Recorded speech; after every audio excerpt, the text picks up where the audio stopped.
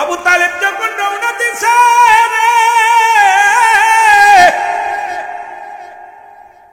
আবু তালিব পিছে পিছে, আমার নবীজি আবু তালেব পিছন দিকে তাকা দেখে রে, কাবা শরীফের সামনে দয়াল নবী, মায়ার নবী রাহমাতাল লিল আলামিন হাজির হয়ে গেছে। ছোট্ট মানুষ, 10 বছরের বালক।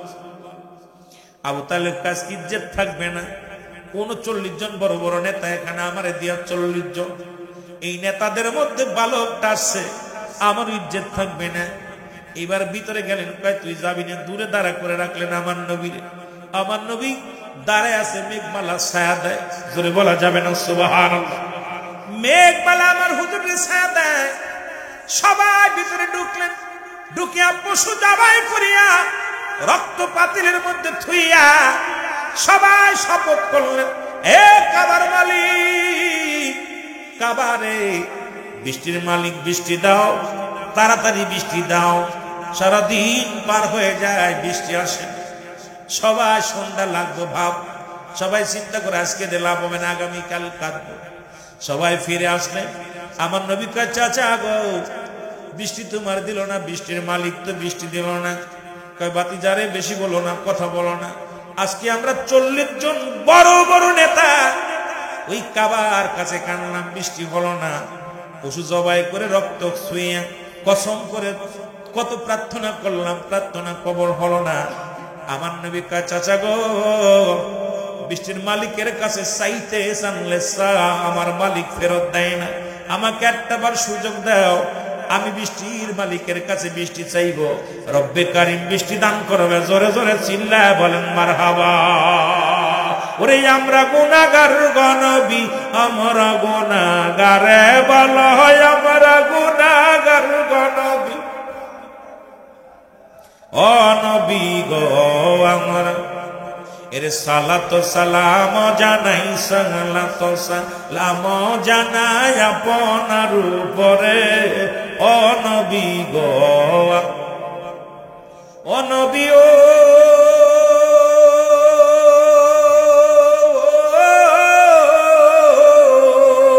ওরে আপনি তো আল্লাহর প্রিয় এই জগতের পরে, আপনার দুরুদ পড়ে, আপনার দুরুদ পড়ে স্বয়ং আল্লাহ দে, ও নবী গো আমরা গুনাহগার বলো, আমরা গুনাহগার গো নবী, আমরা গুনাহগার বলো, ও নবী আমরা গুনাহগার, ও নবী গো, ও নবী ও।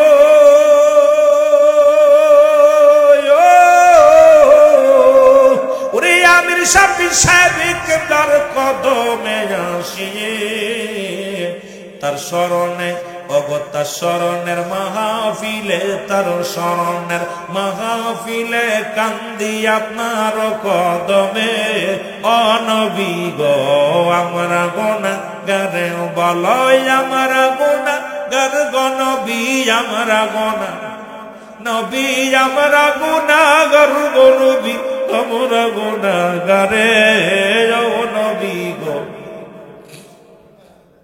এ দুনিয়ার মুসলমান,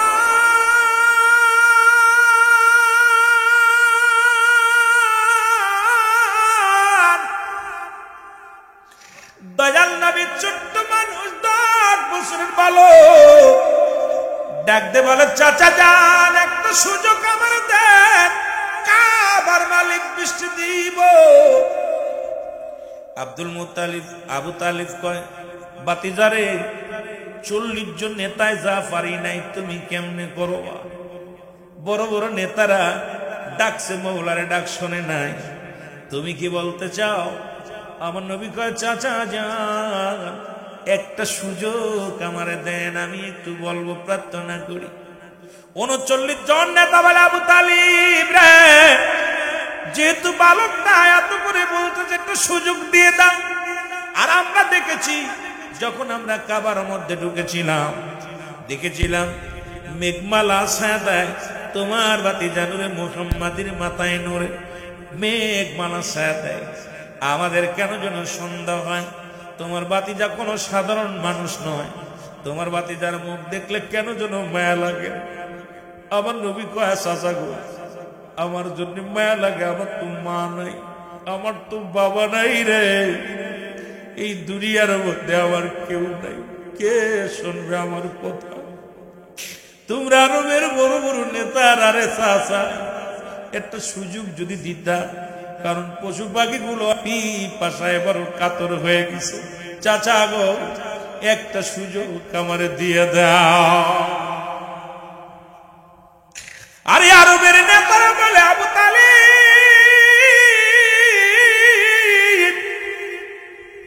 তোমার বাতিজার মুখের দিকে তাকাইলে মায়া লাগে রে, দাও একটা সুযোগ। আরে কেন যেন মুখটা দেখলে বড় মায়া লাগে, শান্তি লাগে। আমার নবীজি কাবার ভিতরে ঢুকে কাবার হাত রাখলেন কাবার দরজায়, ডাক দিয়ে বলে কাবার মালিক রে, এ মালিক আমিও তোমার, কাবাও তোমার। এ কাবার মালিক, মক্কা মদিনা পশুগুলো পিপাসায় বড় কাতর হয়ে গেছে, মক্কা মদিনার মানুষগুলো বড় কষ্টে আছে। রব্বে কারীম আমি মুহাম্মদ হাত বাড়াইলাম, বৃষ্টি দাও। ওরে পাশে থেকে 40 জন নেতা তাকে আছে, দেখি বালক কি করে। ছোট্ট বালক নবীজি আমার চাইতে এদেরই বৃষ্টি, এত জোরে বৃষ্টি বর্ষণ শুরু হয়ে গেছে, এত জোরে বৃষ্টি রে 40 নেতা ধরে এক কাবার মধ্যে চলে গেছে, চারিদিকে বৃষ্টি, পানি আর পানি। লোকজন আবু তালিব রে তোমার বাস্তারে ঠেকা দি বলো বৃষ্টি, এইরকম যদি বৃষ্টি নামে গো মক্কা মদিনা তলিয়ে যাবে, মানুষগুলো ডুবে মারা যাবে। আমার নবী কাবাতে যারে আর দেরি করিস না, বৃষ্টি ঠেকা। আমার নবীজি কাবার মধ্যে হাত দেখায়, কাবার মালিক আর বৃষ্টির প্রয়োজন নাই, থেমে দাও। থামাই সঙ্গে সঙ্গে বৃষ্টি থেমে গেছে। জোরে জোরে চিল্লায় বলা যাবে না মারহাবা। এ মুসলমান, সঙ্গে সঙ্গে একজন নাই দুজন নাই রে, 30 জন নেতা, 30 জন নেতা। এ মুহাম্মদ আর একটা মিনিট আমরা মুসলিম থাকতে চাই না, তোমার চাচা আবু তালেবের কথা শুনতে চাই না। আজ থেকে আমাদের নেতা তুমি, তোমার কাছে শপথ করলাম আমাদেরকে তওবা করায়া দাও। আমার নবীজি ওই 10 বছর বয়সে আরবের কুখ্যাত বিখ্যাত মুসলমান, একজন নয় দুজন নয়, 30 জন নাফরমান, 30 জন মুসলিমকে কালেমার মালা পরে মুসলমান বানায় দিতে। ধরে বলেন মারহাবা। আর একটু জোরে জোরে চিল্লায় বলেন মারহাবা। ও নবী রাখালি আরবে কঠিন মরুর দেশে মেসরাইতেন বনে জঙ্গলায় গো নবীজি কোন সাধনে পাইব আপনাই, বলেন কোন সাধনে পাইব আপনাই গো নবীজি কোন সাধনে। অনবী কঠিন মরুর দেশে আইলা রাখালি আর দেশে। আমার দেশের হুজুররা কয় নবী রাখাল ছিল, কাউ বয় এই বোকা কার কথা বলিস বেশ আর রাখাল বুঝো না, এইটা বুঝো না, বড় ডিগ্রি নিছে। নবীজি রাখালি আর ভেসে গেছে কালেমার দাওয়াতে, সুবহানাল্লাহ বলেন। মিসরাইত বনে জঙ্গলায় আপনাকে দেখিবার মনে। এর বনের যত পশু ভক্তি করে নবীর দুসরণ, মেঘমালামর ছায়া দিত গায় নবীজি কোন সদনে পাইব আপনাই, বলেন কোন সদনে পাইব আপনাই নবীজি কোন অনবীর এই সমস্ত বোঝে যা দেখা বিবি খাদিজা এ দুনিয়ার মুসলমান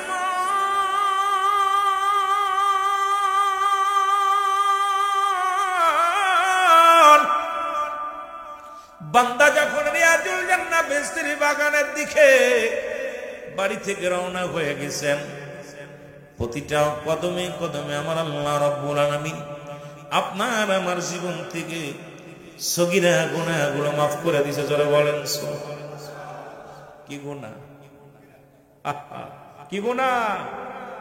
সগীরা গুনাহগুলো মাফ হয়ে গেছে। ও বন্ধু, জীবন ভরে সগীরা গুনাহ করেন নাই, কবিরা গুনাহ করছেন, শুধু জান্নাতের বাগানে নিয়ত করে রওনা দেওয়ার কারণে প্রতিটা কদমে কদমে সগীরা গুনাহ মাফ। আমরা শুধু সগীরা গুনাহ করি না, কবিরা গুনাহ করেছি। নামাজ ছেড়ে দিয়া কবিরা গুনাহ, মিথ্যা বলা কবিরা গুনাহ, বেগানা নারীর সঙ্গে দেখা দিয়া কবিরা গুনাহ, বেগানা পুরুষের সঙ্গে দেখা দিয়া কবিরা গুনাহ। এক কথায় মুসলমান, যাদের সঙ্গে দেখা করা জায়েজ তাদের সঙ্গে বিয়ে করা হারাম, যাদের সঙ্গে দেখা দেয়া হারাম তাদের সঙ্গে বিয়ে করা হারাম জায়েজ। সমাজের মধ্যে এমন একটা অবস্থান, এমন একটা অবক্ষয় হয়ে গেছে সমাজ জাতি, আজকে পর্দার বিধান না মানার কারণে নামাজও যেমন ফরজ, পর্দাও তেমনি ফরজ। শুধু মহল্লা নয়, গোটা পৃথিবীর মধ্যে পশ্চিমা দেশের কিছু বাতাস আমাদের গায়ে লাগছে, পশ্চিমা দেশের কিছু মডার্ন, পশ্চিমা দেশের কিছু ভাব আমাদের মধ্যে আগমন করেছে। আমার মুসলমান বাবারা, আমরা জাতি শেষ, সমাজ শেষ, বাড়ি শেষ, মহল্লা শেষ। যেমন মাদক ঢুকেছে তদ্রুপে পর্দা বেহায়াপনা ঢুকেছে। আপনার আমার সংসারগুলো শেষ হয়ে যায়। জোরে বলেন ঠিক কিনা? এ বন্ধু, এত গুনাহ করছেন, গুনাহগুলো মাফের দরকার আছে কি না? আল্লামা কুতুবী রাহমাতুল্লাহ বয়ান করে, দুনিয়ার মানুষ শোনো, আসমান থেকে জমিন পর্যন্ত যত গুনাহ করেছো সমস্ত গুনার কথা মনে করে বান্দা যখন কবরের ভয়, বান্দার অন্তরে যখন আল্লাহর ভয় এসে যায়, বান্দা যখন মরণের চিন্তা আসে, ওই বান্দা রিয়াজুল জান্নাহ বেহেশতের বাগান খানা আঁকড়ে ধরে খাস তওবা করে আল্লাহ বলে ডাক দেয়। কারণ কিয়ামত পর্যন্ত আর কোন নবী আসবে না, কিয়ামত পর্যন্ত নবীদের দরজা বন্ধ, কিয়ামত পর্যন্ত মুসলমান তওবার দরজা খোলা। বান্দা যখন কবরের কথা মনে করিয়া রে জাহান্নামের কথা মনে করিয়া খাস তওবা করে আল্লাহ বলে ডাক দেয়, আমার রব্বে কারীম বান্দার জীবনের সমস্ত গুনাহগুলো মাফ করে দেয়। জোরে বলেন সুবহানাল্লাহ। রে আমি পাপী অপরাধী মওলা, তোমার দয়া চাই। বলেন আমি পাপী। বাইরে গুনাহ মাফের একটা অপূর্ব সুযোগ। খালি আসছেন সগীরা গুনাহ মাফ, কত গুনাহ করছেন জীবনে। এক ওয়াক্ত নামাজ কাজা গেলে 80 হুতবা পরিমাণ জাহান্নাম, যার এক হুতবা পরিমাণ হলো 2,88,00,000 বছর। এই যে জীবনে কত গুনাহ করছেন, এটা মাফের সুযোগ। আল্লামা কুতুবী রাহমাতুল্লাহ বয়ান করে, বান্দা যখন শেষ মোনাজাত, শেষ ফরিয়াদ, শেষ মাহফিল, এই চিন্তাধারা মাথার ভিতরে এসে বান্দা যখন খাস তওবা করে আল্লাহ বলে ডাক দেয়, আল্লাহ এমনও দয়াবান, আমার রব্বে কারীম যে বান্দারে কত ভালোবাসে, কত মায়া করে। বান্দার তওবা করতে দেরি, মাফ চাইতে দেরি, রব্বে কারীমের সময় লাগবে না, ক্ষমা করে দিবে। এই জন্য এই সুযোগটা হেলায় হারাবেন না। যারা এসেছি, কার জীবনের শেষ রাত, কার জীবনের শেষ সময় কেউ বলতে পারি না। কত মানুষ দেখেন, গত মাসে 502 জন ইন্তেকাল করছে শুধু রোগ অ্যাক্সিডেন্ট। মাহফিল তো নেই দেশে ভাই, মাহফিলটা এখন রং তামাশা ঢং হয়ে গেছে। মাহফিলে হাসি রহস্য তামাশা, মাহফিলের ভিতরে 90% 2 ঘন্টা ওয়াজ করলে 1 ঘন্টা আমরা গল্প গুজব দিয়া আনন্দ দিয়া মানুষকে চলে যায়। কিন্তু আসলে আগের যুগে মাহফিল বক্তার আলোচনা করেছেন, তারা এত জাননেওয়ালা ছিল না, তাদের ভিতরে আমল ছিল। তাদের আলোচনা শুনে বেনামাজি নামাজি হয়েছে, বেপর্দা মানুষগুলো পর্দার মধ্যে আসছে। যে মানুষগুলো পিতামাতার অবাধ্য ছিল, তারা বাধ্যর মধ্যে আসছে, সমাজ পরিবর্তন হয়েছে। আর এখন ওয়াজ হচ্ছে ঘরে ঘরে, বেহাইপানা, ল্যাংটা বেহাইপানা শুরু হয়ে গেছে। বক্তাগুলো আমরা টাকা কামাইতেছি, কিন্তু হেদায়েতের কথা নিজেরাও আমল করি না, আরেকজনের যদিও বলি তারাও আমল করবে না। কারণ আমার নিজের ভিতর যেটা নাই, এটা সারাদিন করে যদি বলি, এটা কখনো পরিবর্তন হওয়া সম্ভব না। এই জন্য আপনাদের অনুরোধ করব, আমি গুনাহগার, আমি বড় আলেম না, আমার বাড়ি মাগুরা জেলা, সবাই দেখছেন। যদিও আমি একাধিক টেলিভিশন আলোচনা করি, সত্য ইসলাম, তৈদিরি, মুর্শিদ, আমার আপনার আজানের আমি আজান দিই, আপনার অধিকাংশ টেলিভিশন আজান দিই, আপনার বাড়ি বসে বসে শোনেন।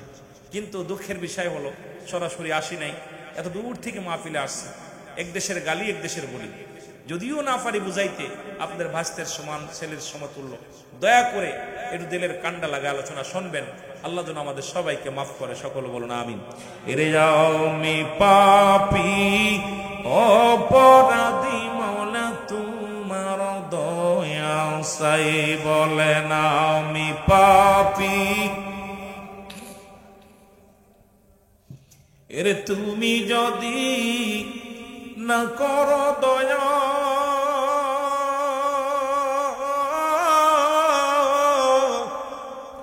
আমার হবে কি উপায়? আল্লাহ তুমি যদি না করো দয়া, আমার হবে কি উপায়? আমি পাপী অপরাধী, মাওলা তোমার দয়া চাই, বলেন আমি পাপী।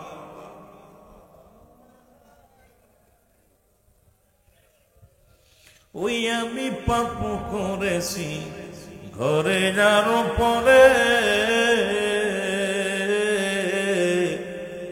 সাধ্য নাই গো যাব গো তোরাই, আমি কঠিন বিপদে। ওগো সেদিন যদি না পাই দয়া,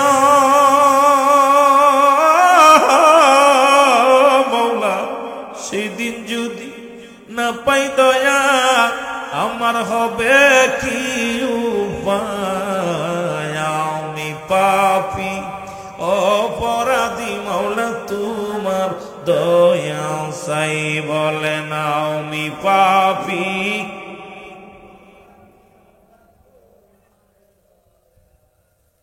এ দুনিয়ার মুসলমান,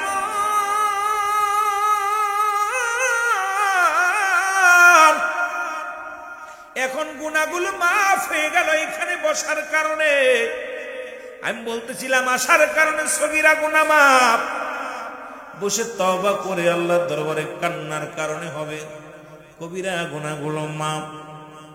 যদি আপনার যে মানুষের দুইটা টাইমে মরণ হয়, একটা হলো রাতের বেলা, একটা হলো দিনের বেলা, দিন শেষ করেছি, মৃত্যুবরণ করি নাই, বাবারে গুনার বোঝা মাথায় নিয়ে যদি দিনের মধ্যে মৃত্যুবরণ করত, জাহান্নাম ছাড়া কোনো গতি ছিল না।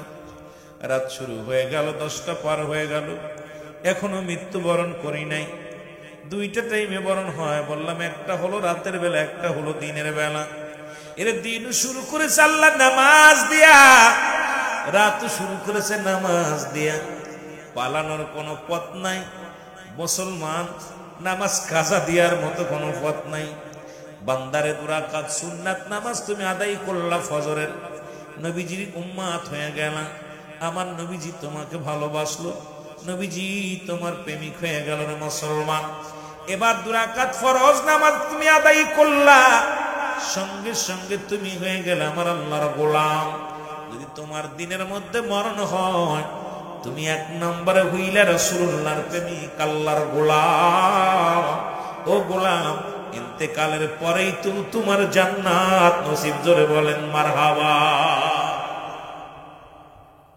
এখন দিনে মৃত্যু হয় নাই, রাতে হতে পারে, এর মধ্যে কোনো সন্দেহ নাই। ও মুসলমান, রাতের শুরু হলো মাগরিব, 3 রাকাত ফরজ নামাজ তুমি আদায় করলা, সঙ্গে সঙ্গে তুমি হয়ে গেলে আমার আল্লাহর গোলাম।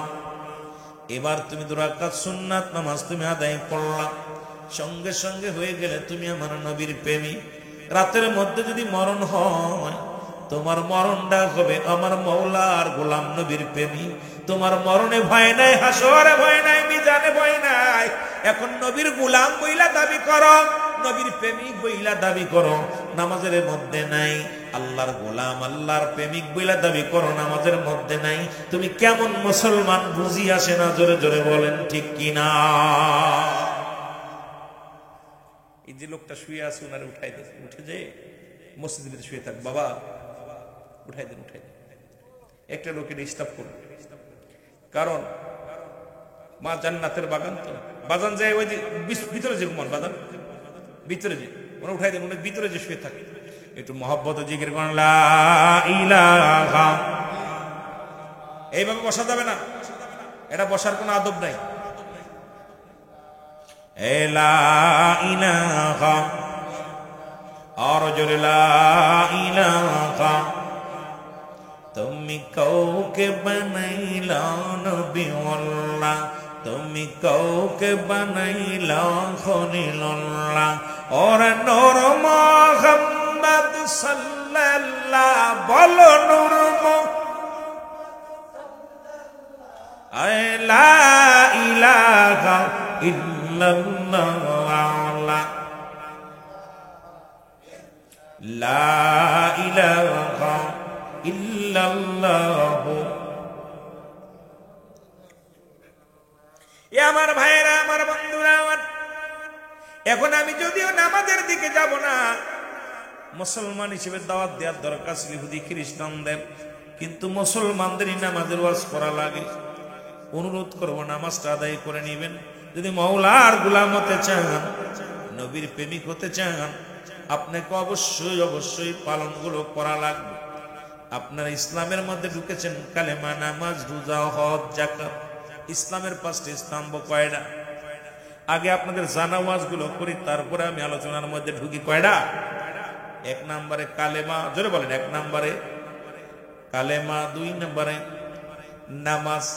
কালেমা পড়েছেন, সঙ্গে সঙ্গে নামাজ আপনার জন্য ফরজ। সাবাল্যক সাবাল্লিকার জন্য, নাবাল্যক নাবাল্লিকার জন্য নয়। যখন আপনি সাবাল্যক হয়ে গেছেন, সঙ্গে সঙ্গে নামাজ ফরজ। মহিলাদের জন্য আল্লাহ মাফ করছে, পুরুষের জন্য কোনো মাফ নাই। পুরুষ তুমি সফরে আছো, 4 জায়গা তুমি পড়ো, তুমি বয়া পড় দাঁড়ায় পড়ো, না পড়ো বসে পড়ো, বসে না পড়তে পারো হইয়া পড়ো, হইয়া না পড়তে পারো তুমি ইশারায় পড়ো, তবু কোনো মাপ নাই। এখন কোনো ওজর নাই, ওজরে তো নামাজ কাজা দেওয়া সম্ভব নয়। নামাজ এক মুসলমান নামাজ, কাফের এবং মুসলমানদের মধ্যে পার্থক্য হলো নামাজ। এই নামাজের দরকার আছে কিনা? কালেমা, নামাজ, রোজা, হজ, যাকাত, ঠিক কিনা? এখন কালেমা তো সবার জন্য বাধ্যতা, খালি আলাউদ্দিন ভাইয়ের জন্য নয়, আমাদের চেয়ারম্যানের জন্য নয়, যারা গরিব, যারা ধনী, যারা দিন মজুরি, সকলের জন্য কালেমা। মুসলমান হওয়ার পূর্ব শর্ত হলো ঈমান, ঠিক কিনা? সেই ঈমান আনয়ন করতে হলে কালেমা পড়ার দরকার আছে কি? আরো জোরে বলেন আছে কি? এমনি এমনি মুসলমান পড়েন, আশহাদু আল্লা ইলাহা ইল্লাল্লাহু ওয়াহদাহু লা শারীকা লাহু ওয়া আশহাদু আন্না মুহাম্মাদান আবদুহু ওয়া রাসূলুহু। কষ্ট হচ্ছে আপনাদের? কষ্ট হচ্ছে? ওই জন্য হুজুর ঈদে মিলাদুন নবীর মাহফিল, হুজুর এদিকে যাচ্ছে কেন? অনেক আলোচনা, যেহেতু নবীর উম্মাত আমরা, একটু মিলাইতে হবে। একদম জানা ওয়াজগুলো যেগুলো আপনাদের একান্ত প্রয়োজন, বাবা এগুলো আমাদের দরকার। আমার মুসলমান বাবারা, আমার শোনে না, এবার রোজাও তো সকলের জন্য, হজ এবং যাকাত ধনীদের জন্য, যাদের নেশাব পরিমাণ মালের মালিক এদের জন্য হজ এবং যাকাত। কিন্তু কালেমা, নামাজ, রোজা প্রত্যেকটা মানুষের জন্য, ধনীদের জন্য, গরিবের জন্য, ঠিক কিনা? না বাদ আছে? কথা কয় মাপ নাই। কিসের জন্য? আখির নবীর উম্মত হইলাম আমরা।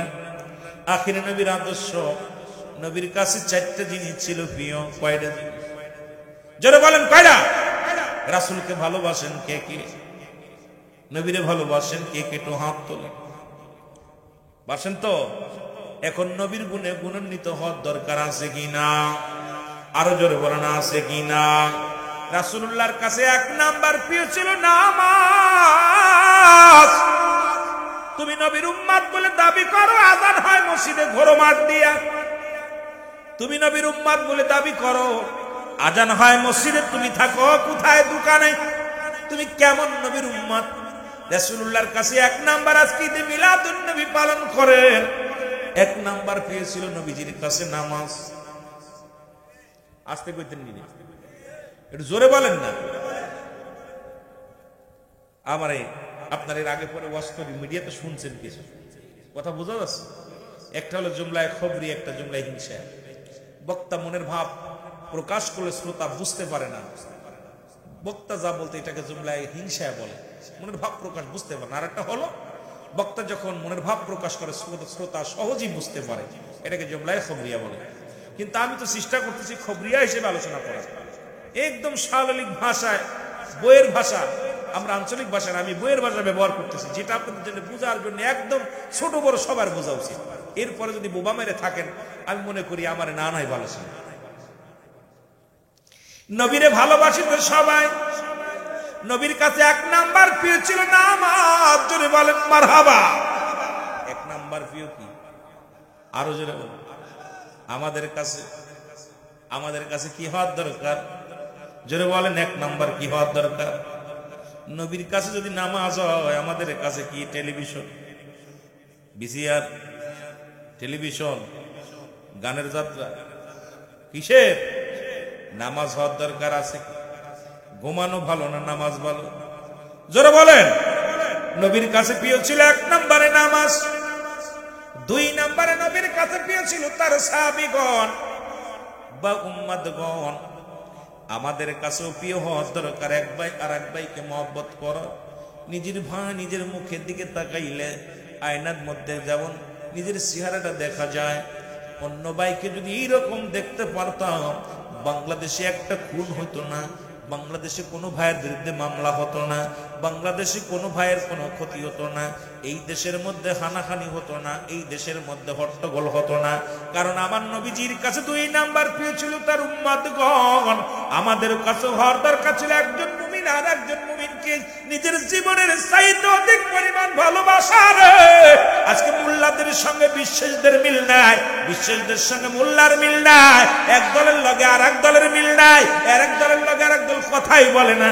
এগুলো বন্ধ করতে হবে যদি মুসলমান বলে দাবি করতে হয়। কারণ নবীর কাছে দুই নাম্বার প্রিয় ছিল নবীর উম্মতগণ, সাহাবীগণ। সুতরাং আমাদের কাছেও প্রিয় হওয়া লাগবে আমার প্রতিবেশী, আমার আপনজন। জোরে বলেন ঠিক কিনা?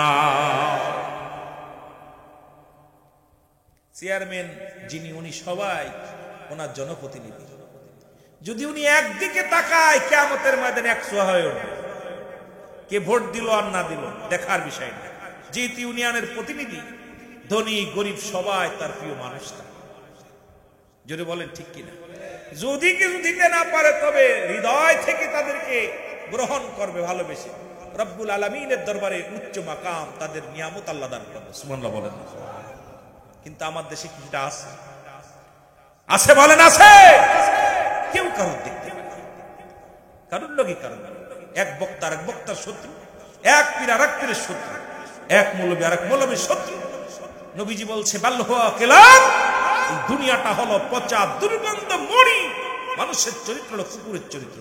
কুকুর যেমন মরি পাইলে খুশি হয়, সে যেমন আর মানুষগুলো সম্পদ পাইলে খুশি হবে। আজকে দেখেন 100 টাকার জন্য মানুষ মানুষকে বিদায় করে দিচ্ছে। 50 টাকা, 200 টাকা, 500 টাকার জন্য এক ভাই আর এক ভাইকে খুন করতেছে।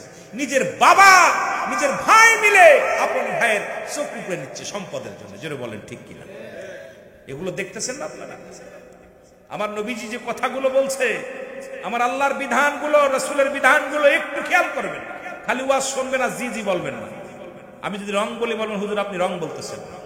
কারণ আমি আপনাদেরকে রং কথা বলার জন্য আসি না। আমার কবর যেতে হবে, আমাদের জবাব দেওয়া লাগবে রব্বে কারিমের কাছে। অধিকাংশ আলেম, 3 শ্রেণী আলেম জাহান্নামে যাবে। 3 শ্রেণী আলেম জাহান্নামে যাবে। তার মধ্যে 1 নাম্বার আলেম হলো যিনি এলেম অর্জন করছে দুনিয়ার মধ্যে, এলেম অর্জন করছে অন্যকে পরাজয় করার জন্য। তার আলোচনা, তার এলেম অর্জনটাই হলো কোন ভাবে অন্যকে পরাজয় করানো যাবে। কোন ভাবে কাকে ঘায়েল করা যাবে, নিজে বড় আলেম সাজবে। 2 নাম্বার আলেম যিনি দুনিয়ার ধন সম্পদ উপার্জন করার জন্য এলেম অর্জন করেছে। 3 নাম্বার আলেম যে ব্যক্তি নিজের নাম যশ খ্যাতি অর্জন করার জন্য আলেম হয়েছে। এই 3 শ্রেণীর আলেমদেরকে জাহান্নামে ছুঁড়ে মারা হবে। এদের এত অপমানিত অপদস্থ করা হবে, এমনকি আগুনের নদীতে তাদের ফেলে দেওয়া হবে। এই আগুনের নদীর মধ্যে তারা সাঁতার কাটবে। তাদেরকে অপমান অপদস্থ, আলেমরা যত ইজ্জত পাবে তত বেইজ্জত হবে। কারণ আপনারা সাধারণ মানুষ, আপনারা তো রব্বুল আলামিনের কাছে জবাব দিয়ে, আল্লাহ আমি জানতাম না, কিন্তু আমি জবাব দিব কি? এই জন্য আমরা যারা আলেম আছি, হক কথাগুলো সত্য কথাগুলো যদি আমি আপনাদের তুলে না ধরি, যদি না বলি, আমার রব্বুল আলামিন আমাকে ছাড়বে না। জোরে বলেন ঠিক কিনা? কঠিন বিচার।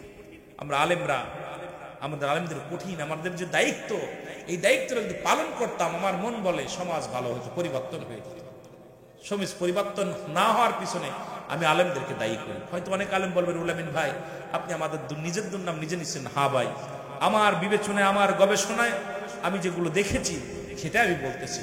কারণ আমাদের ভিতরে এখনো একতা হতে পারিনি। মুখে বলি একটা, অন্তরে বলি আল্লাহ কমিনান নাস, মানুষের মধ্যে মায়া করু, তারা বলবে আমান্না তাবিমানান সাবিল্লাহি আল্লাহর পথে অবিলাউমিল আখিরা আখিরাতান বিস্তারিতম জমা বিমুমিনিন।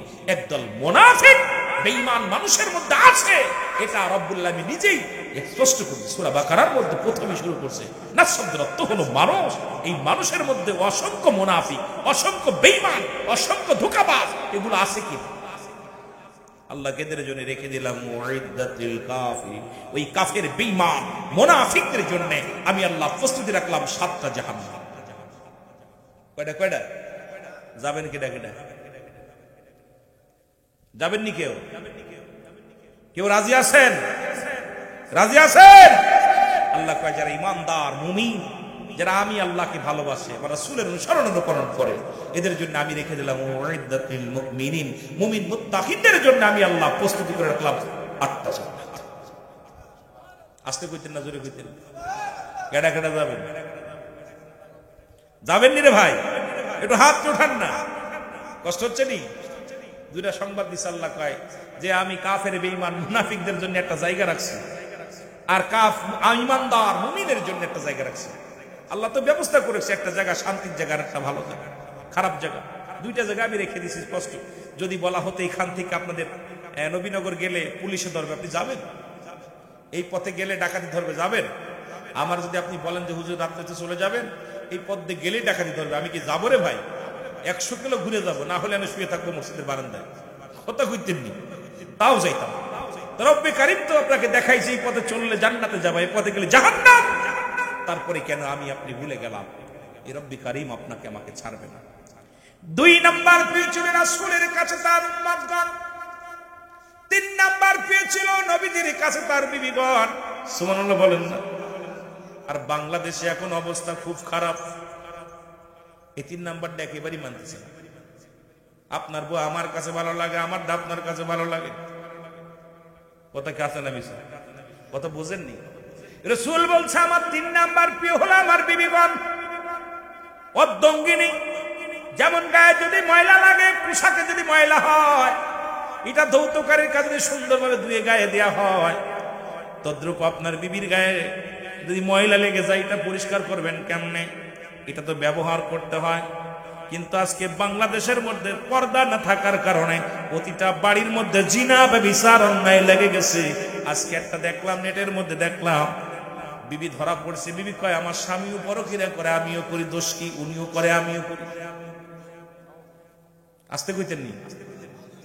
আরো জোরে। তাহলে আজকে আমার সমাজ, আমার জন্য আমার বিবি নষ্ট হয়।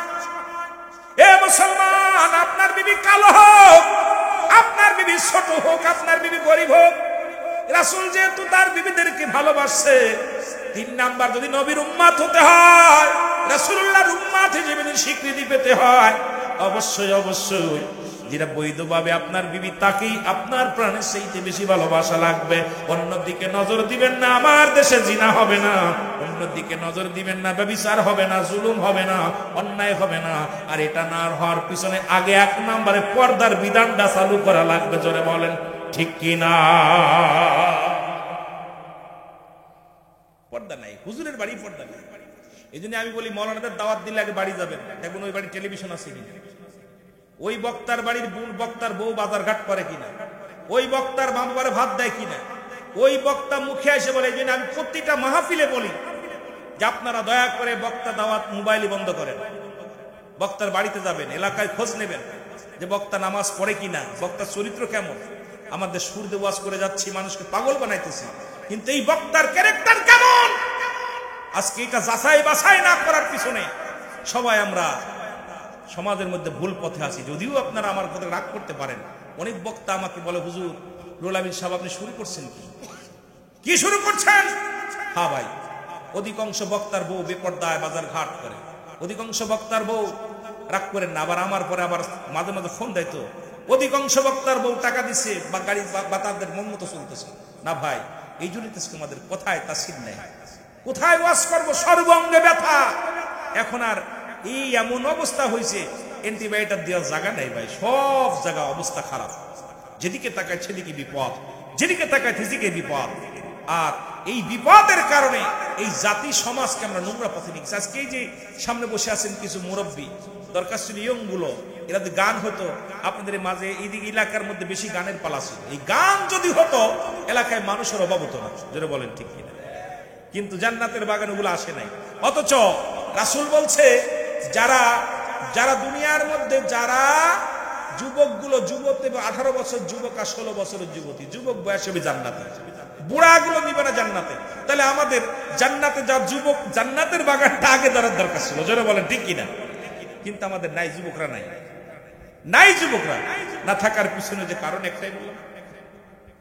একটু মহব্বতে বলেন আমার সাদের জীবন বিফলে গো সোনার জীবন, ও নবীজি আপনায় না পাইলে, বলেন সাদের জীবন বিফলে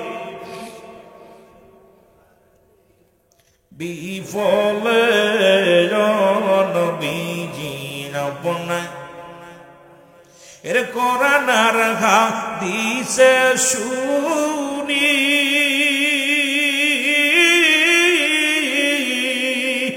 গুনাহগারের বন্ধু তুমি, ও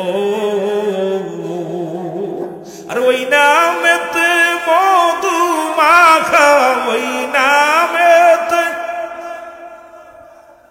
করছো পাগল আমারে, নবীজি আপনা আমার সাদের জীবন বিফলে গো সোনার জীবন বিফল, ও নবীজি আপনা ও আদম নবী সৃষ্টির পরে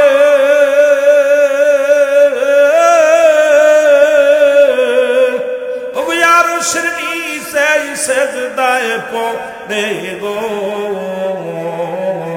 আর আদম নবী ক্ষমা পাইল, আদম নবী আমার দয়াল নবীর ও নবীজি তোমার এ দুনিয়ার মুসলমান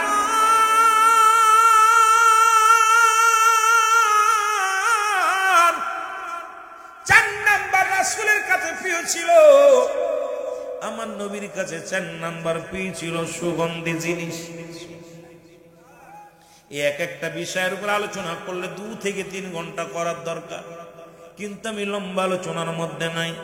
শুধু ঈদে মিলাদুন নবীর মাহফিল বলে রাসূলের ভালোবাসার মধ্যে একটু যাইতেছি রে বাবা। নবীর কাছে 4 নাম্বার ছিল সুগন্ধি জিনিস, আমাদের কাছে বিড়ি, সিগারেট, গাঁজা, ইয়াবা, ফেনসিডিল, মদ। যদি নবীর কাছে প্রিয় হয় সুগন্ধি জিনিস, আজ থেকে প্রতিজ্ঞা করব জীবনে একটা বিড়ি টান দিব না। নবীর কাছে প্রিয় যদি হয় সুগন্ধি জিনিস, জীবনে মদের পেয়ালা হাতে নিব না। নবীর কাছে যদি সুগন্ধি জিনিস হয়, আজ থেকে জীবনে গাঁজা, ইয়াবা, মদ সেবন করব না। নবীর কাছে যদি সুগন্ধি জিনিস হয়, আজ থেকে সুদের কারবার, ঘুষের কারবার করব না। শান্তি কেন আসবে না? নবীর পথে চললে শান্তি আসতেই হবে, কারণ রাসূলুল্লাহ আসছে সত্যের পয়গম্বর হইয়া পয়গম নিয়া।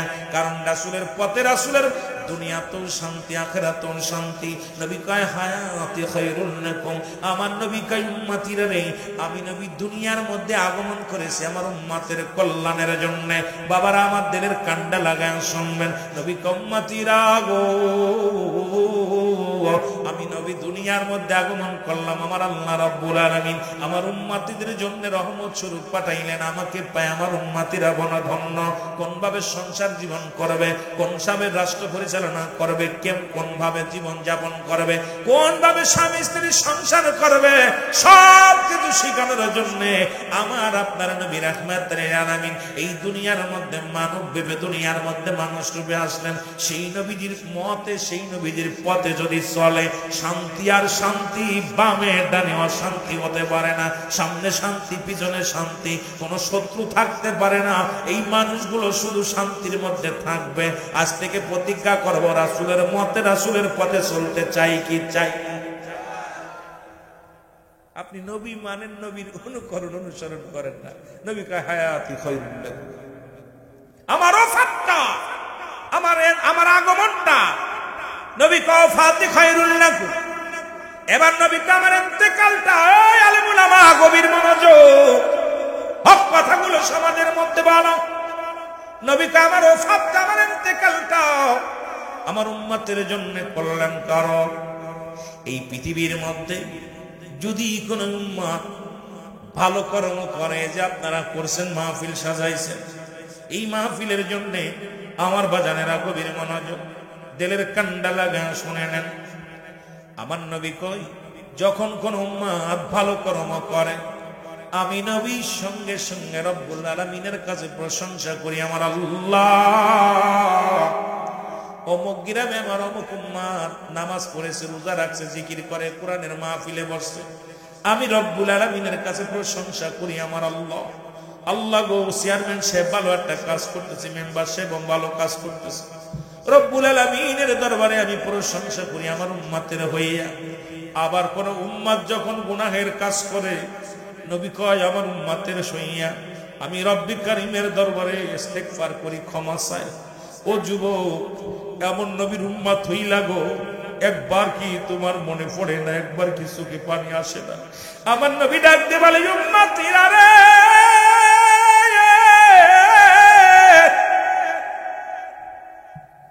আমার কোন উম্মত যদি গুনাহের কাজ করে, আমি নবী সঙ্গে সঙ্গে আল্লাহর দরবারে ইস্তেগফার করি, ক্ষমা চাই। অন্যায় করে ছেলে মাফ চাই, মুসলমান বাবা মা, অন্যায় করে গ্রামের ছেলে মাফ চাই, চেয়ারম্যান মেম্বার যাইয়া, মেম্বার আমাদের চেয়ারম্যান সাহেব কত ক্ষমা চা লাগে। এখন মারামারি বেঁধে গেলে এক গ্রাম থেকে আর এক গ্রামে যাইয়া রাতের অন্ধকারে কয়, বাবা রে, ওই ছেলেটা দুষ্ট, মারামারি করেছে, আমি তোর কাছে মাফ চাই, হট্টগোল করিস না। চেয়ারম্যান সাহেব মেম্বার সাহেব মাফ চাই গ্রামের ছেলে মেয়েদের বাঁচানোর জন্য। তদ্রূপ এমন একজন নবীর উম্মত হইলা, আপনাকে আমাকে বাঁচানোর জন্য ইস্তেগফার করে, মাফ চায় আল্লাহর দরবারে। এই নবীর পক্ষে থাকার দরকার আছে কি না?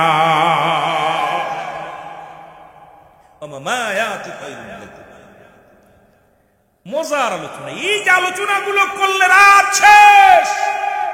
আপনাদের কি শোনাবো, এত মজার মজার ওয়াজ হয়েছে। এই ওয়াজগুলো আমার নবীজি বলতেছেন, আমার উম্মতের হয়ে ইস্তেগফার করি, ক্ষমা চাই। চেয়ারম্যানরা জিগেবেন গোপনে, কতগুলা যুবককে বাঁচায় আনছে, ওনার কাছে জিগেবেন যে রাতের অন্ধকারে যায়, ভাইজান ছেলেটা আমলিক করে, বিএনপি কথা, ভাইজান একটু দুষ্ট, আমার বিচার করবা নেই, আপনি দয়া করে মনে কিছু করুন, রাতের অন্ধকারে মিটাইতে হয়েছে, আপনাদের জানতে দেয় নাই।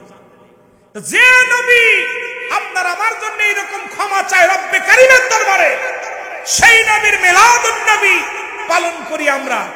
এটা দ্বারা দেখলাম আজকে ব্রাহ্মণবাড়িয়ার জমিনে একদল স্লোগান দিতেছে, সুন্নিদের চামড়া কেড়ে নিব আমরা। মিলাদুন নবীর মাহফিলে গেলে এমন তাকবীর আমি দেখলাম নেটের মধ্যে, আপনারা যারা যারা অনেকে দেখছেন, বিশাল যে জুলুসের বিরোধিতা করে, মিলাদুন নবীর বিরোধিতা করে চলতেছে। আমি হাসতেছি আর চিন্তা করলাম, আইরে পাগল, আমরা মুসলমান হয়ে মুসলমানের শত্রু, এইটা কেমনে? এইটা যদি হয় আমাদের তো অন্য জাতিরা আমাদের পেয়ে বসবে। জোরে বলেন ঠিক কিনা? এই সুযোগ তো আমরা দিতেছি। আমার রাসূল যে কত আদর্শবান, আমার নবী যে কেমন বাইয়িনাত, উত্তম ব্যবহার, উত্তম আখলাক, উত্তম চরিত্র, যে গুণাগুণ নিয়েছে, নবীজির গুণে গুণান্বিত হয়ে একটা মানুষ যদি চলে, আল্লাহর কসম সে দুনিয়া থেকে টাটকা ওলি হয়ে যায়। যারা বলে ঠিক কিনা? আল্লাহর কামেলের দপ্তরে পৌঁছে যায়। আমার রাসূলের অনুকরণ অনুসরণ করে যদি কোনো ব্যক্তি দুনিয়ার মধ্যে চলতে পারে, আমার বিশ্বাস সে কামেল ওলি হয়ে যাবে, এর মধ্যে কোনো সন্দেহ থাকে না। কিন্তু আমরা কি অবস্থা? আমরা কি মানি? আমরা কিচ্ছু মানতেছি না। আমার কষ্ট হলো ওখানেই যে আমরা কেমন মুসলমান। আরে মানুষ শুধু বেহুশ দুনিয়ার পিছে, কি জবাব দিবি রে তুই আল্লাহর কাছে? বলেন কি জবাব দিবি রে তুই? একটু জোরে জোরে বলেন। ওরে মানুষ শুধু বেহুশ, ওরে মানুষ দুনিয়ার পিছে, কি জবাব দিবি রে তুই আল্লাহর কাছে? বলেন কি জবাব দিবি রে? সময় পাইলে অনেকখানি, না করলি বন্দেগানি, সে জীবনে কি করিবি বুড়া হইলে? হাইরে সে জীবনে কি করিবি বুড়া হইলে?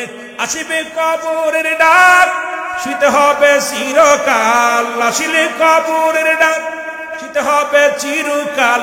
আপন জনে সবাই দিবে পর করি রে, আপন জনে সবাই দিবে পর করি রে। আরে মানুষ শুধু বেহুশ দুনিয়ার পিছে, কি জবাব দিবি রে তুই আল্লাহর কাছে? বলেন কি জবাব দিবি রে তুই? আর একটু জোরে জোরে বলেন কি জবাব দিবি রে তুই? সব তো তুই আজ কি জবাব দিব? বাল্যকাল কেমনে কাটাইলাম, যৌবনকাল কেমনে কাটাইলাম, বৃদ্ধকাল তো প্রস্রাব ধরে রাখতে পারি না, বিপদ না? সিজদা রুকু সিজদা দিতে পারি না, কইতে গেলে একটা আর একটা হয়ে যায়। ডাকতে চায় রহিম রে, হয়ে যায় রহমান। ডাকতে চায় কথা মেম্বার, হয়ে যায় হেল্প, আপনার কি হয়ে যায় চেয়ারম্যান। এই তো অবস্থা। বৈদ্যকাল কঠিন একটা সময়, কিন্তু এই বৃদ্ধকালে আর দেখি কি হবে? পাতা চলেই গেছে। যেটা বলেন ঠিক কি না? আমার ভাইয়েরা, আমার বন্ধুরা, আমার ঈদে মিলাদুন নবী উদযাপন। ঈদ মানে আনন্দ, মিলাদ মানে জন্ম বৃত্তান্ত। এখন যদি আমি ওর মধ্যে থাকি, নবীর গুণাগুণ নিয়ে রাত কেটে যাবে, আলোচনা শেষ করতে পারবো না। তবে কিছুটা একটু আইডিয়া দিয়ে যে আপনাদেরকে, ঈদ মানে কি? আনন্দ। ঈদ মানে আনন্দ, মিলাদ মানে জন্ম বৃত্তান্ত। ঈদে মিলাদুন নবী মুসলিমদের ঈদ কয়টা? জোরে বলেন কয়টা? আলাউদ্দিন ভাই কো এনে লেখছেন কেন ঈদে মিলাদুন নবী? এলাকার মানুষ যদি বলে দুইটা ঈদ মানতে পারি না, মুসলিম মিল্লাতের ঈদ হলো 5টা। জোরে বলেন কয়টা? জোরে বলেন, আওয়াজ নাই। কয়টা? কয়টা? আরো জোরে বলেন কয়টা? মুসলিম মিল্লাতের কয়টা ঈদ? 5টা ঈদ। তাহলে ঈদে মিলাদুন নবী এটা আবার কোন হালুয়া? আস্তে আস্তে শোনেন। ঈদে মিলাদুন নবী উদযাপনের জন্য দলিল বেশি লাগবে না। ইমাম সাহেব হুজুর যদি থাকেন, ছোট্ট একটা সূরা, সূরা ইখলাস আমার সাথে পড়েন। বিসমিল্লাহির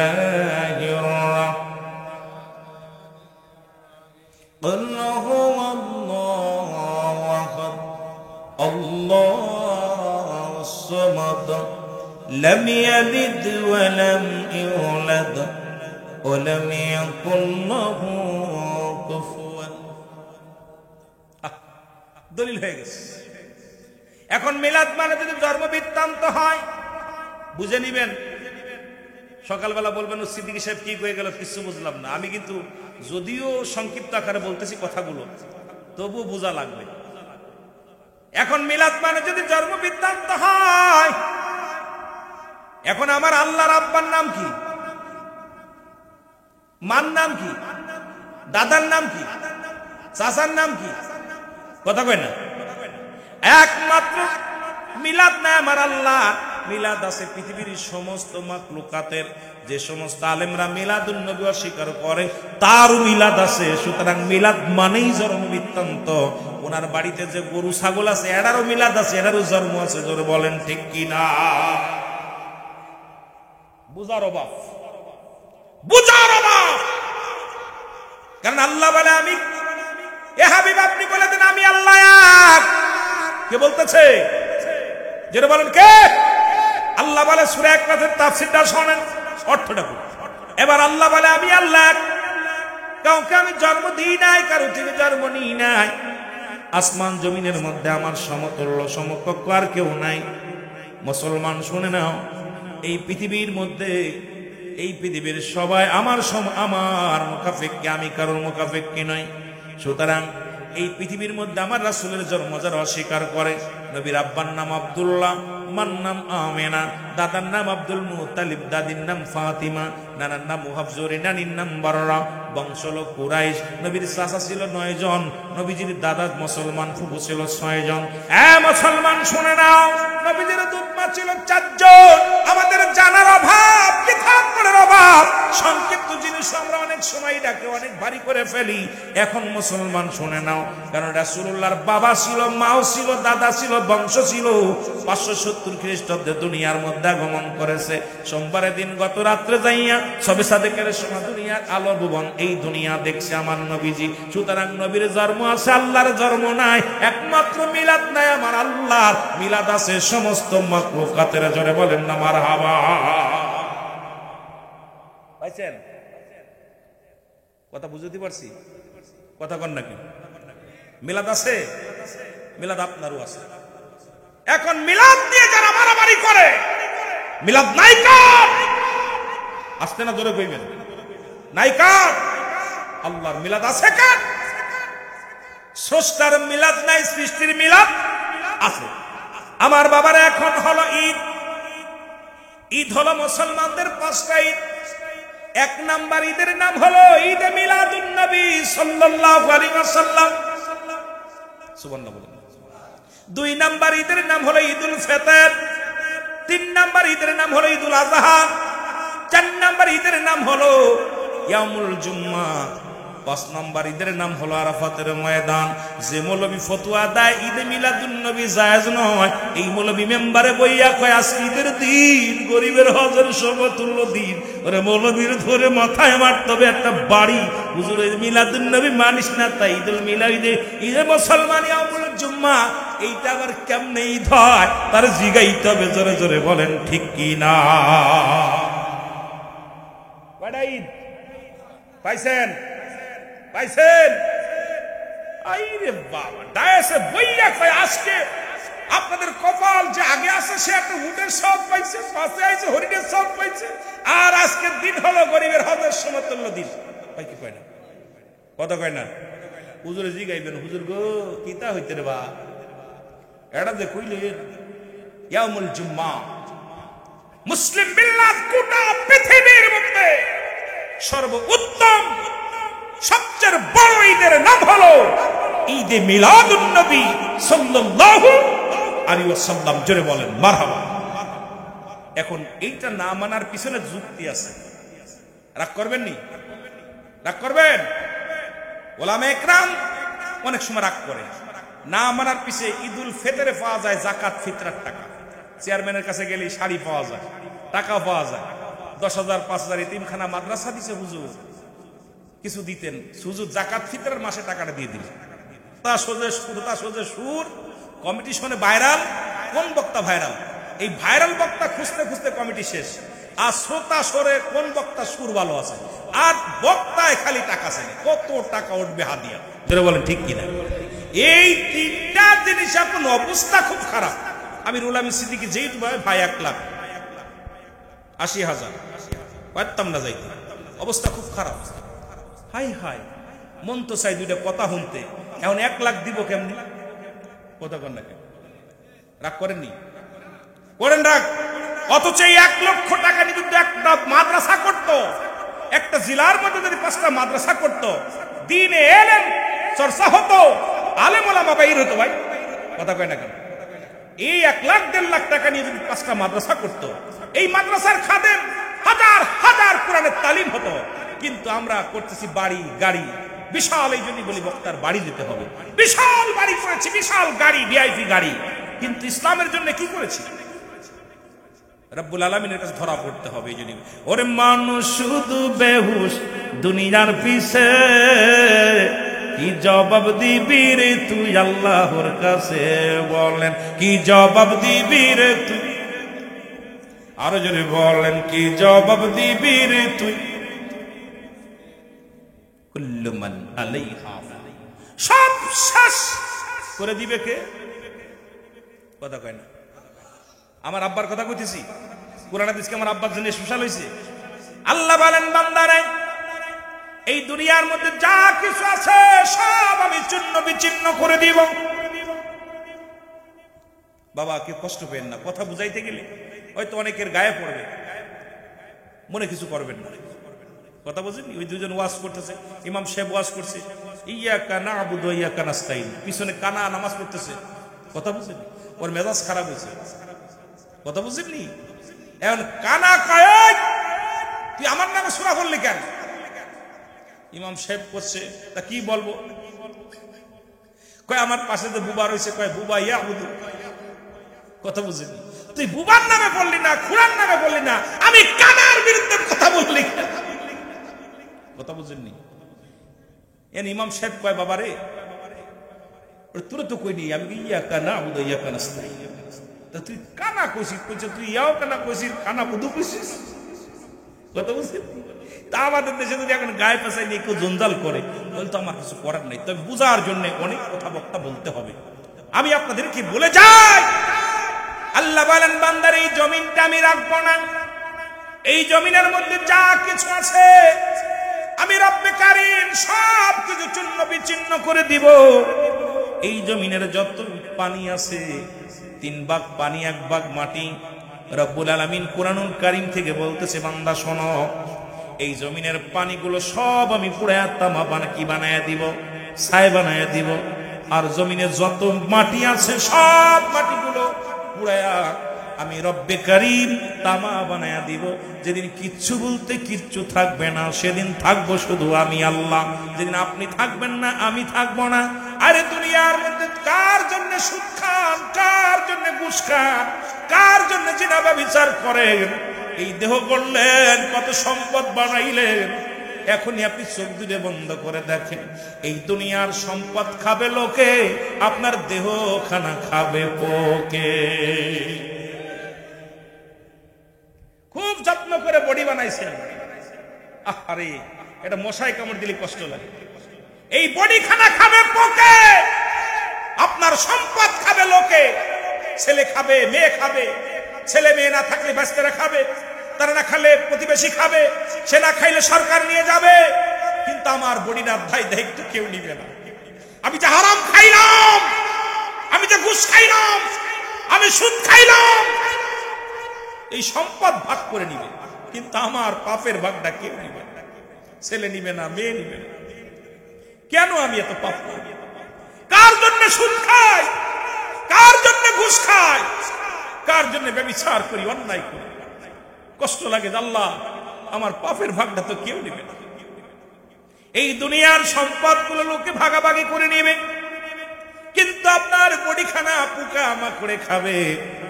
বাবারে আমার, এই ব্রাহ্মণ বিবাড়িয়ার জমিনে একজন আল্লাহর আশিকের পাগল, এই পাগলরে 1 দিন আগে ওই হবিগঞ্জের জমিনে 1 বছর পরে একজন আল্লাহর ওলির দেহখানা উঠাইছে। খোদাকে কসম করে বলি, গায়ের একটা পশম পরে নাই, একটা পশম পচে নাই। ছেলে বলতেছে, আমার আব্বা জান এমন আমলদারি ছিল, তাহাজ্জুদের নামাজ পড়তো, জিকিরাজগার করতো, জীবনে ভালো মন্দ খায় নাই, জীবনে সারা জীবন কেঁদে কেঁদে বুক বাসাইছে। একজন মসজিদের ইমাম সাহেব ছিলেন, নামাজও পড়াইছে, একজন কামেল ব্যক্তি ছিল, তার গায়ের একটা পশম পরে নাই। হাদিসখানা আমি প্রথমেই বলছি, মুসলমান মেরকাত শরে মেরকাতের 10ম খণ্ড 722 নম্বর পৃষ্ঠা, তাফসীরুল বায়ান 5ম খণ্ড 524 নম্বর পৃষ্ঠা। কারণ আমি দলিল নাম্বার দিতেছি, পৃষ্ঠা নাম্বার দিতেছি, না পাইলে বলবেন হুজুর আপনি রং করেছেন, আগে খুঁজে নেন। আল্লাহর নবীজি বলেন ইয়া মউত, তাদের মৃত্যু নয়, প্রমাণ করে দিছে আল্লাহর ওলি। মুসলমান শুনে নাও, তাহলে এমন দেহটা আমি করব যে দেহটা ইন্তেকালের পরে মাটিতে খাবার সাহস পাবে না। মুসলমান শোনো, ওই মাটির মধ্যে যেমনি রাখবা, ওই মাটিটা যেন আপনার শরীরটা যেন শরীরের সঙ্গে দুর্ব্যবহার না করে। আর আপনি হারাম হালাল খাইয়া দেহখানা করিয়া রং তামাশা করিয়া দুনিয়া থেকে বিদায় নেবেন, এই দেহখানা পোকা মাকড়ের খোরাক হয়ে যাবে। এর কষ্ট ওই কবরের ভিতরে ভয়ঙ্কর কষ্ট হবে। এরে মুসলমান শুনে নেন, এই জন্য আমি আপনাদের অনুরোধ করে যাব, কার জন্য এত বাড়ি করলেন, কার জন্য গাড়ি করলেন, কার জন্য সম্পদের পাড় করলেন, কার জন্য অন্যায় পথে পা বাড়াইলা। সরকার বেচারা 10,000 টাকা বেতন দেয়, বয়া বয়া ঘুষ খাও। পথের মধ্যে দেখি অনেক পুলিশ বাহিনী আছেন, যদি আর থাকেন আবার বলবে আমার বিরুদ্ধে কথা বলে না। আমাদের কাছ থেকে এত রাত্রে আইছেন, চা খাট টাকা দেন। আরে ঘুষখোরের দালেরা শোন, আরে এই পৃথিবীর মধ্যে আরে হাজার 1 মণ দুধের ভিতরে যদি 1 ফোঁটা চুনা পড়ে সমস্ত দুধ যেমন নষ্ট হয়ে যায়, ওই 20,000 টাকা কামাই করলে 1 টাকা হারাম ঢুকছে তোর দেহের মধ্যে, সমস্ত দেহখানায় বরবাদ হয়ে যাবে। ধরে বলেন ঠিক কিনা? এই হারামখোরদের কি বলবো? হারামখোর, আমার শুধু হারাম, ঘুষও হারাম না হালাল? বাবা জোরে বলেন, হারাম না হালাল? সুরের গোস্ত খা হারাম না হালাল? তা আমি বলবো, যারা সুদ খাও, ঘুষ খাও, আগামীকাল থেকে 1 কেজি গরুর গোশ, বসির গোশ, খাসির গোশ কিনতে পারবা না। তোমরা শুয়োর খাবা, দেখবা গোশের দাম কমে যাবে। জোরে বলেন ঠিক কিনা? এই ঘুষখোর সুদখোর বাহিনী যদি গরুর গোশ খাওয়া বন্ধ করে দিত, আমার দেশে গোশতের কেজি 200 টাকা হইতো। কারণ এদের যন্ত্রণায় দেখবেন কিনতে গেলে 10 কেজি, 20 কেজি, 50 কেজি তারা কিনতেছে। গরিব মানুষ চেয়ে দেখে হারে 1 কেজি গরুর গোশ 800 টাকা, কেমনে কিনবে? 500 টাকা দিন মজুরি। বেচারা আফসোস করে, হারে আমি কি রোজগারও করতে পারি না, ওই কুরবানি দেখেন খাবো, এটা তো ফ্রিজ ভারণের কারণে বড় লোকদের ফ্রিজ লোড হয়ে থাকে, গরিবের ভাগ্যেই জোটে না। জোরে বলেন ঠিক কিনা? গরিবের ভাগ্যে জোটে। ঢাকা শহরে দেখি 1 খান করে গোস্ত 3 তলাতে ফেলতেছে। আহা, কুকুরে যেমন দেয় ওই রকম ধরে ধরা নিয়ে উপর তেরাম 1 খান ফেলতেছে। নামার কায়দা নেই, জানালা ফেলাতেছে আর মানুষ কুড়াইতেছে। আহা, রুদা কুরবানিদের গোস্ত বিতরণ দেখে আমি নিজের কন্ট্রোল রাখতে পারিনি। আমি আফসোস করে বলছি, আল্লাহ এরা কেমনে মানুষ? সেই 5 তলা 10 তলা থেকে 1 টুকরা ফেলতেছে আর কুকুরের মতো যে লাভ দিয়ে ধরতেছে, এটা নিয়ে কি হট্টগোল শুরু হয়েছে।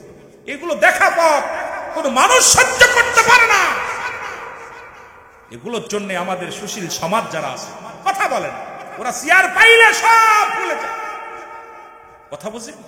যারা আপনার ওই বলকের বাদশা ইব্রাহিম আদম, ও যখন চেয়ার পেয়েছিল, তা যখন উনি ঘুষ সুদের মধ্যে জড়িত, মরার কথা চিন্তা করতেছিল না, তখন আল্লাহর একজন বান্ধব বলতেছিল, হে যে আদম, আমি একটু পরীক্ষা করতে চাই, আপনার কপালেরই দোষ নাকি চেয়ারের দোষ?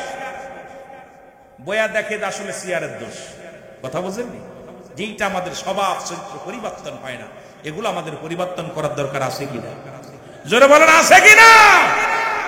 একটু মহব্বতের সঙ্গে দুরূদ শরীফ পড়েন। আল্লাহুম্মা কয়টা মতো সালাম ওয়ালা আলি সাইয়্যিদিনা, এমন হাবিব আমার মুক্তির কারণে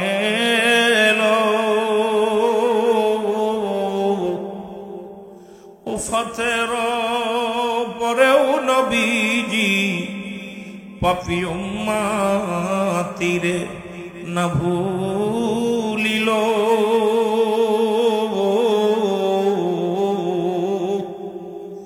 এমন হাবিব আমার। আল্লাহুম্মা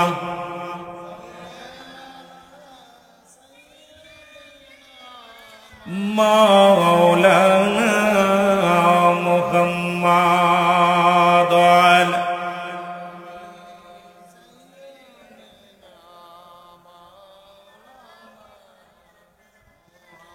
আমার ভাইরা, আমার বন্ধুরা, আলামিন আসলেন এই দুনিয়ার মধ্যে, আগমন করলেন। রাসূলের যখন ছোট্টবেলা একটা কথা, আমি কয়েকটা কথা বলে যাই মুসলমান, যেহেতু আগামীকাল ঈদে মিলাদুন নবী, নবী আসার দিন 12 তারিখ আগামীকাল, সেহেতু 2-4টে কথা না বললে আপনাদেরও মজা লাগবে না। এমন নবী যিনি নবীদের নবী, মা আমিনার গর্ভে আসলেন নূর থেকে। যদি আব্দুল মুত্তালিবের কথা, আব্দুল্লাহর কথাগুলো যদি বলতে যায়, লম্বা আলোচনা। নবীজির চাচার সংখ্যা ছিল 9 জন। কয়জন? জোরে বলেন কয়জন? 9 জন। একটু পরিচয় দিয়ে যায়। নবীজির বাবার নাম কি? জোরে বলেন নাম কি? আব্দুল্লাহ মার নাম। আরো জোরে বলেন মার নাম। আমিনা দাদার নাম। আব্দুল মুত্তালিব দাদার নাম। আব্দুল মুত্তালিব দাদির নাম ফাতিমা। দাদির নাম ফাতিমা। নানার নাম ওহাব জুহরি। নানির নাম বাররা। নানির নাম বাররা। বংশ হলো কুরাইশ বংশ। রাহমাতুল আলামিনের চাচার সংখ্যা ছিল 9 জন। কয়জন? আব্দুল মুত্তালিবের সন্তান ছিল 10 জন। নবীর বাবা যান সবচাইতে ছোট, নাম হলো আব্দুল্লাহ। মুসলমান শুনে নাও, এদের মধ্যে 2 জন হলো ইমানদার। কয়জন? আরে বাতিলের সংখ্যা বেশি থাকবে। কিয়ামতের ময়দানে 73 দল হবে, আপনারা সবাই জানেন। এক দল ব্যতীত 72 দল জাহান্নামে যাবে। এই জন্য দুনিয়ার মধ্যে ফেরকাবাজু বেশি দেখা যায়, হকের চাইতে বাতিলের সংখ্যা বেশি। জোরে বলেন ঠিক কিনা?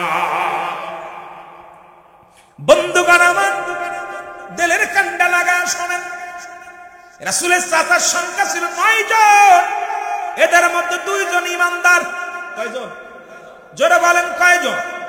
2 জন ইমানদার। একজনের নাম আমিরে হামজা, আর একজনের নাম আব্বাস। হযরত আব্বাস আর আমিরে হামজা, এই 2 জন ঈমান আনছে, বাকিগুলো ঈমান আনতে পারে নাই। বলছে নবীজি আমাদের বাতিজা, ওর আব্বা নাই, ওর মা নাই, এতিম মানুষ কেমনে নবী হয়? নবী তো মানতে পারে না। এই দুনিয়ার মধ্যে সবচেয়ে লাঞ্ছিত হয়েছে, বঞ্চিত হয়েছে, অপমানিত হয়েছে, অপদস্থ হয়েছে। নবীর চাচা হইয়াও নবীর উপর ঈমান আনতে পারে নাই। নবীজির ফুফুর সংখ্যা ছিল 6 জন। এদের মধ্যে ঈমানদার হলো 2 জন। একজনের নাম হযরত সুফিয়া, আর একজনের নাম হযরত ওমর।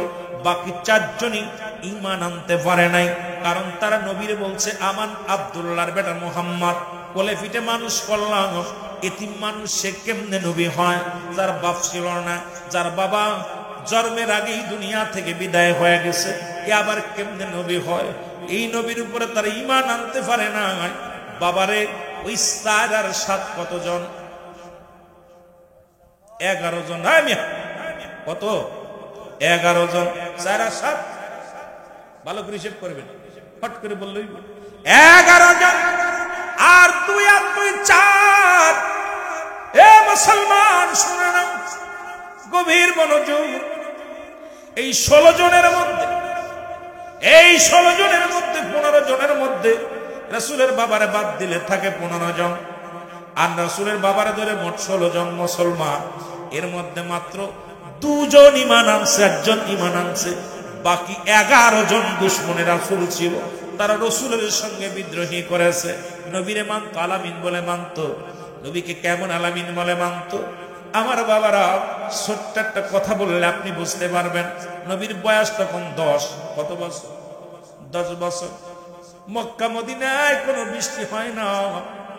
মদিনার বুকের মানুষগুলো অনাহারে, পশু পাখিগুলো না খেয়ে আছে, অনাহারে আছে। এর মুসলমান মক্কা মদিনার 40 জন বড় বড় নেতা, চেয়ারম্যান, মেম্বার, খুতবা সাহেব, আবু জেহেল, আবু সুফিয়ান, বড় বড় নেতারা একত্রিত হইয়া প্রতিজ্ঞা করলো কাবা শরীফের মধ্যে পশু জবাই করা হবে। পশু হত্যা করে রক্তের মধ্যে হাত দিয়ে কাবার মালিকের কাছে প্রার্থনা করলে বৃষ্টি হবে। প্রতিজ্ঞা করলেন, চললেন 40 জন নেতা। এবার আবু তালিব ঘরের মধ্যে বসে আছে আমার দা নবীরে নিয়ে। আব্দুল মুত্তালিবের কাছে বাসায় বসে বলে, আবু তালিব রে, বাড়ি আসনি? এ আবু তালিব, তুমি কুরাইশ নেতা।